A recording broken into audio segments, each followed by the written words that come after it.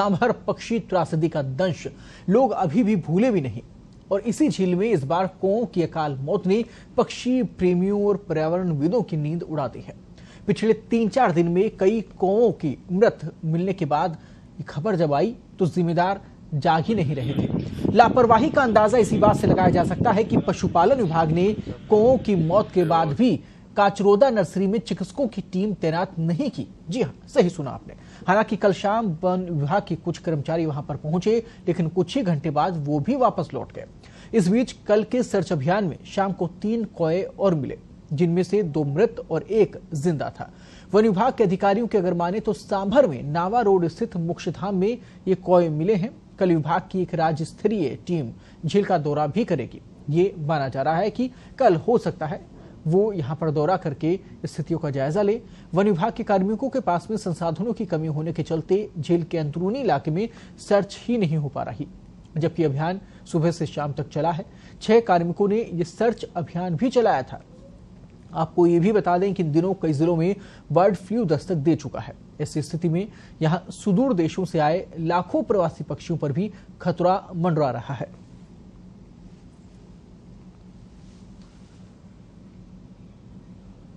और इस पूरी खबर पर ज्यादा बातचीत के लिए इस वक्त स्टूडियो में मौजूद हैं हमारे वरिष्ठ पत्रकार और सहयोगी देवेंद्र। बहुत बहुत स्वागत है आपका। सबसे पहले तो आप ये पूरा घटनाक्रम एक बार दर्शकों को बताएं कि किस प्रकार से क्या कुछ घटित हो रहा है और कैसे एक बार फिर से हम उस त्रासदी की ओर लगातार बढ़ने लगे हैं, कदम बढ़ रहे हैं जो पिछले कुछ समय पहले हमने झेली थी। जी बिल्कुल, जो सांभर झील है वो कब्रगाह बनने की दहलीज पे खड़ी हो गई है। वापस वहां पक्षियों की संदिग्ध हालत में मौत शुरू हो गई है और 3-4 दिन से सिलसिला लगातार बरकरार है। जिम्मेदारी की बात करें तो जिम्मेदार अभी तक महज खानापूर्ति करने में जुटे हुए, संसाधन अभी भी उनके पास पूरे नहीं है और मतलब उसी दिशा में चल रहे जहां 2 साल पहले हम चले थे। जो स्थितियां वहां पनपी थी, वापस वही हालात पनप रहे हैं। लेकिन देवेंद्र, ये स्थितियां आ क्यों रही हैं? आपने कहा कि संसाधन वहां पर पूरे जो हैं वो नहीं रखे जा रहे, बंदोबस्त वहां पर पूरे नहीं किए जा रहे, तो क्या समस्या क्या है? बजट की कमी है या फिर यहां और कोई संसाधन की कमी है या फिर सिर्फ और सिर्फ लापरवाही और इच्छा शक्ति की कमी के चलते तमाम ये बेजुबान मौत के घाट उतर रहे हैं? इच्छा शक्ति की कमी कह सकते हैं हम इसको। बजट तो सरकार ने पिछले साल दिया ही था विभाग को, लेकिन विभाग वो बजट खर्च नहीं कर पाया। 2019 में जब पक्षी त्रासदी हुई थी उसके बाद में आला कमान जो मुख्यमंत्री थे, हाई कोर्ट ने, राज्यपाल, सबने एक अलग अलग मीटिंगें लेकर एक खाका तैयार किया था कि जब भी प्रवासी पक्षी आते हैं उस वक्त यहाँ पे व्यवस्थाएं माकूल की जाए, स्थायी रेस्क्यू सेंटर बनाया जाए, बर्ड एम्बुलेंस की व्यवस्था हो, अन्य गाड़ियां हो, स्टाफ के पास मॉनिटरिंग के संसाधन हो, वॉच टावर बनाए जाए। लेकिन वो सब चीजें नहीं हुई है। सिर्फ फाइलों में उनकी काम चला, फाइल में सिर्फ कागजी जो दावे आदेश थे वो सिर्फ कागजी साबित हो रही। यही वजह है कि अब उनको दिक्कतें आ रही हैं और दिक्कतें आ रही है। और यहाँ एक और विडंबना है कि दिक्कतें आने के बावजूद भी उसका समाधान नहीं किया जा रहा। देवेंद्र, ये सामने आ रहा है कि सर्वे की टीम अभी तक नहीं पहुंची, जो लोग पहुंचे हैं वो भी आधी अधूरी की तैयारी के साथ में आए और उसके बावजूद मौतें जो हैं वो नहीं रुक रही हैं। ऐसा क्यों?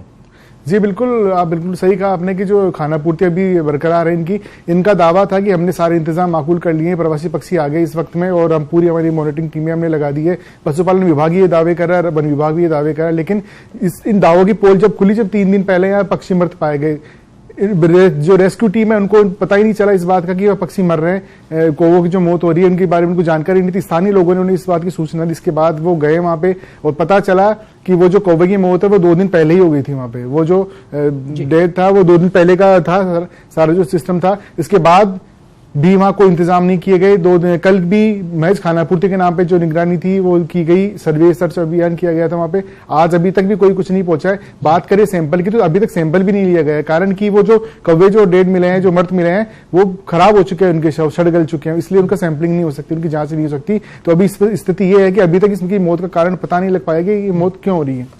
लेकिन इसके साथ ही एक और बड़ी विडंबना यहाँ पर यह है कि अगर पक्षियों की मौत होती है, जानवरों की मौत होती है, तो उनकी जांच के लिए यहाँ पर व्यवस्था भी नहीं है। भोपाल भी सैंपल भेजे जाते हैं, तो देवेंद्र वो व्यवस्था कब हो पाएगी? ऐसा जो पूरा सिस्टम है वो डेवलप यहाँ पर क्यों नहीं हो पा रहा? जब पक्षी त्रासदी थी तो उस वक्त भी दावे किए गए थे कि यहाँ भी इतना सिस्टम है डिपार्टमेंट के पास, पशुपालन के विभाग सरकार ने इतनी व्यवस्था कर रखी है, करोड़ों रुपए खर्च करके संभाग स्तर पे लैब बना रखी है, स्टेट स्तर पे लैब है, जिले वाइज लैब है, इतना सब कुछ सारा सिस्टम है, विशेषज्ञ टीम है, डॉक्टर है, सब कुछ है इनके पास। इसके बाद भी इस तरीके की जांची प्रोटोकॉल के तहत भोपाल या चंडीगढ़ या दूसरी जालंधर अलग अलग जगह क्यों होती है? लगा यहाँ पर भी हो सकती है, यहाँ भी संसाधन सारे जुटाए जा सकते हैं, यहाँ भी सब चीजें की जा सकती है, इसके बाद भी ये सब चीजें नहीं होती है। इस साल की जब शुरुआत में बर्ड फ्लू की पुष्टि हुई थी, बर्ड फ्लू लगभग उदयपुर जिले को छोड़ के पूरे प्रदेश में बर्ड फ्लू का कहर बरपा था, हजारों की तादाद में पक्षी मरे थे, जिसमें कौवे भी थे, चील भी थी, अलग अलग प्रजातियों के पक्षी थे। उस वक्त भी हमने इस बात को उठाया था कि आप जब भी पक्षी की मौत होती है, जब भी इस तरीके की घटना होती है, तो वहां से सैंपल लेके आप दूसरी जगह भेजते हैं। उस वक्त दूसरे प्रदेशों में भी इस तरीके के हालात होते रहते हैं, तो इस स्थिति में सैंपल जमा होना, फिर उसकी रिपोर्ट आने में काफी वक्त गुजरता है, इस बीच काफी मौतें हो जाती है। इसलिए इस तरीके की जो जांच की व्यवस्था यहां शुरू की जाए, इसको लेकर हमने कई बार मांग उठाई। फिर इसके बाद प्रशासन चेता, सरकार चेती, उन्होंने घोषणा तो कर दी कि यहां भी सेंट्रल लैब हम विकसित करेंगे, लेकिन अभी तक भी 10 महीने हो गए इस बात को, अभी तक भी उन्होंने कोई सेंट्रल लैब विकसित नहीं किया। 10 माह का समय निकल गया, एक लैब यहां पर विकसित नहीं हो पाई। इससे बड़ी लापरवाही क्या हो सकती है? देवेंद्र, अब इन जिम्मेदारों का क्या कहना है? इस स्थिति के लिए आखिरकार जिम्मेदार कौन है? आपको क्या नजर आता है और अब इनकी तरफ से क्या पक्ष रखा है? जिम्मेदारी उन्होंने तय कर रखी है पशुपालन विभाग। अब हालांकि जिम्मेदारी की बात करें तो दोनों जो डिपार्टमेंट है, पशुपालन वन विभाग के दोनों के अफसर आपस जो आमने सामने है, वो उनका कहना है कि पशुपालन की जिम्मेदारी है, पशुपालन कर वन विभाग की जिम्मेदारी है। पक्षी किसके हैं ये कोई तय नहीं कर पाया। पशुपालन विभाग का कहना है कि पक्षी आते हैं तो ये वन विभाग की जिम्मेदारी है। अब वन विभाग के जो अफसर है, अलग जो टीमें हैं, उन लोगों का ये कहना है, सब लोगों का, कि ये पक्षी इनकी बीमारी को हमें कैसे पता चलेगा, ये तो पशुपालन विभाग देखे आगे। तो ये मॉनिटरिंग को लेकर भी इनमें आपस में उलझ रहती है। अब सूचना जिस पहले आम आदमी को सूचना मिलती है, किसी स्थानीय लोगों को सूचना मिलती है, वो डिपार्टमेंट को सूचित करता है, वन विभाग को, वन विभाग फिर पशुपालन को सूचित करता है, इसके बाद में फिर वो आते हैं। ये प्रोसेस 2 से 3 दिन में गुजरता है। तो अभी तक यही हालात पनप रहे कि 3 से 4 दिन हो गए इस बात को, लेकिन अभी तक पुष्टि नहीं हो पा रही कि वो मौत क्यों हो रही, किस वजह से हो रही है। अभी वर्तमान में लाखों की तादाद में वहां पक्षी है, फ्लेमिंगो है, पेलिकन है, और भी कई प्रजाति वहां प्रवास कर रही है।